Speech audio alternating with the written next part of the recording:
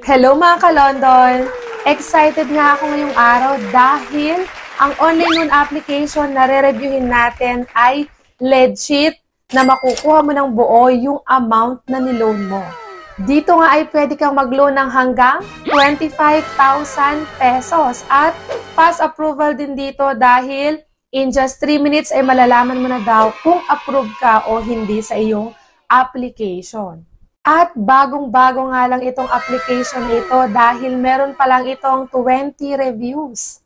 Kaya naman kung interesado ka ay siguraduhin mong panoorin ang video hanggang dulo para at least malaman mo kung legit ba talaga ang sinasabi nila sa kanilang ads. At syempre, kung bago ka pa lang sa channel na ito ay huwag mong kalimutang mag-subscribe at i-click ang notification bell para lagi kang updated sa mga susunod pa nating mga videos. Napakaganda nga ng ipinapakita sa ads nitong online loan application na ito na bagong-bago nga na pwede nating ma-download sa Play Store. At syempre, mahirap namang magtiwala agad-agad sa ipinapakita nito sa kanyang ads. Kaya dapat alamin pa rin natin kung totoo ba yung mga ipinapakita nilang ito. Pero ang maipapangako ko lang sa inyo is legit na buo mo makukuha yung amount na niloan mo. Pero, magkano ba talaga yung ibinigay sa aking credit limit? Yan ang alamin natin sa ating video, sa ating review ngayong araw. At sa ating review nga pala ay tuturuan ko rin kayo ng step-by-step procedures kung paano ba mag-loan at kung magkano na lang ang makukuha natin dun sa amount na niloan natin. Doon pa lang sa part na binanggit ko na buo mo makukuha yung amount na niloan mo is alam kong excited na kayong malaman kung ano ba itong online loan application na binabanggit ko. Ang online loan application nga na tinutukoy ko ay ang Logi Cash. Wag nyo munang ida-download itong online loan application na ito. Hayaan nyo munang ako yung mag-try at ipakita sa inyo kung ano bang nag-experience ko dito sa bagong online loan application na ito. At disclaimer lang, hindi ko kayo hinihikayat na mag-loan at mag-try, sumubok na mag-loan. Itong aking video, ang purpose lang ay para bigyan kayo ng idea kung ano ba talagang online loan application ang pwedeng makatulong sa inyo sa oras ng pangangailangan. At after nga nating ma-download yung application na yan, ay makikita natin sa kanilang homepage na pwede nga daw tayong mag-loan ng up to 25,000 pesos. At syempre, kagaya ng ibang online loan application, ay kailangan nating mag-login at para makapag-login tayo is kailangan nating ilagay yung ating phone number para makapag-send ng verification code. At kasama sa mga sasagutan natin dyan sa ating pag-apply ay ang personal information, work information, kasali din dyan ang identity information, syempre ang contact reference at yung mode of disbursement or yung kung bank ba yan or e-wallet. At unang-una nating sasagutan dyan ay ang personal information at kasama dyan ang residential address kung saan tayo nakatira, yung specific location. So pansin ko lang dito sa OLA na ito is iba yung format ng kanyang sinasagutan. So dito, kasama din yung residence duration, kung gaano ka nakatagal dun sa iyong tinitirhan or kasalukuyang tinitirhan. Tapos yung relationship status, ito rin yung marital status na tinatawag kung married ka ba or single. And then kasama din dyan yung academic qualification, religion, email. Sa email, lagi nating i-consider na dapat syempre active at nakaka-receive ng messages yung email na ilalagay natin. At dito nga, kasali din ang Facebook account.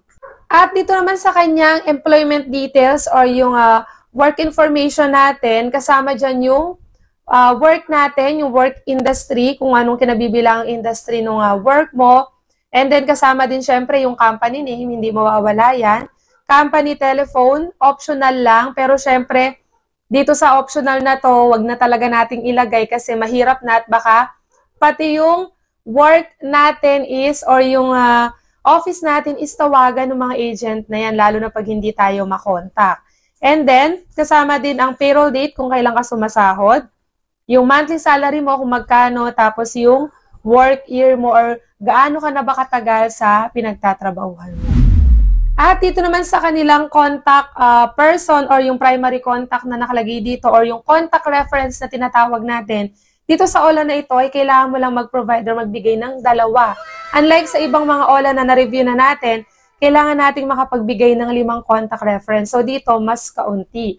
Pero syempre, kailangan alam nung contact reference na yon na ginamit mo sila as contact reference sa iyong paglo-loan para at least kung may mag-message man sa kanila or tumawag na mga agent nitong OLA na ito, ay hindi na sila magulat na may tatawag sa kanila. At mas mainam kung kakilala or kamag-anak or kapamilya na lang natin yung ilalagay natin. At napakabilis nga lang ng process ng paglo-loan dito dahil or pag-a-apply dito dahil dito na agad tayo sa authentication or yung pagbibigay na tayo ng ating ID. So, ang ID na pwede dito sa OLA na ito is UMID, SSS ID, passport, driver's license, national ID at PRC ID. Medyo limited nga lang yung mga ID na pwede dito sa OLA na ito. So, kung wala ka dito sa mga nabanggit ay hindi ka pwedeng mag-loan.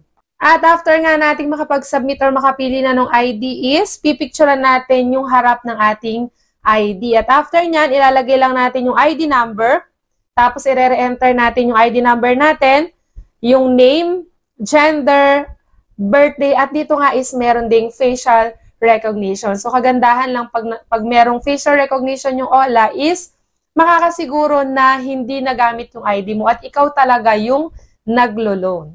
At dito naman sa receiving account or kung saan na marireceive yung amount na niloan mo is pwedeng e-wallet at bank. Pero sa e-wallet, 3 lang ang pwede. Pwede lang ang GCash, Maya at GrabPay. At ganun din sa bank. 3 lang din ang bank na pwede dito. Pwede lang ang BPI, UBP at BDO.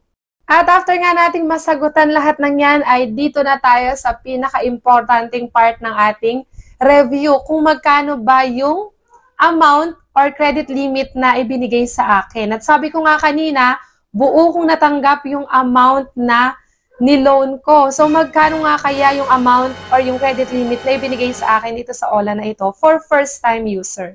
At ako nga ay na-aprobahan sa 600 pesos or na-aprobahan ako ng 600 pesos na pwede ko daw bayaran ng up to 125 days. So, tignan nga natin yung loan details. So, ito na nga po yung loan details natin. Yung loan amount natin ay 600 pesos. Yung loan term is up to 125 days.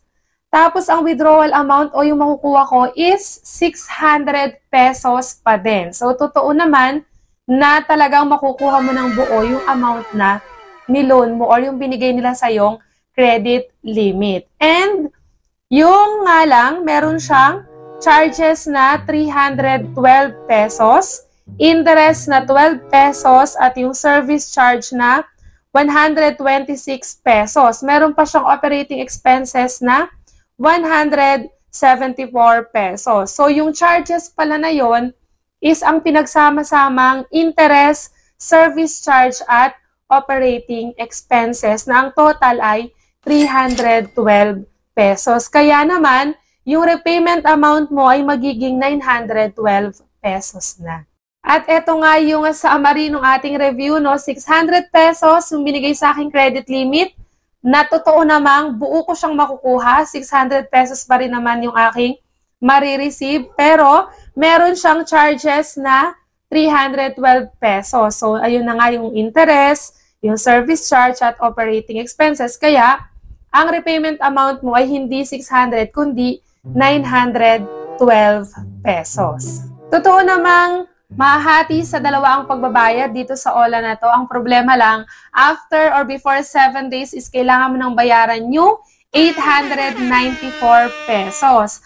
At yung 18 pesos is babayaran mo na after 4 months or after 100 or 125 days. So, totoong 125 days. Pero, yung halos buo ng amount na niloan mo ay babayaran mo na within or before 7 days.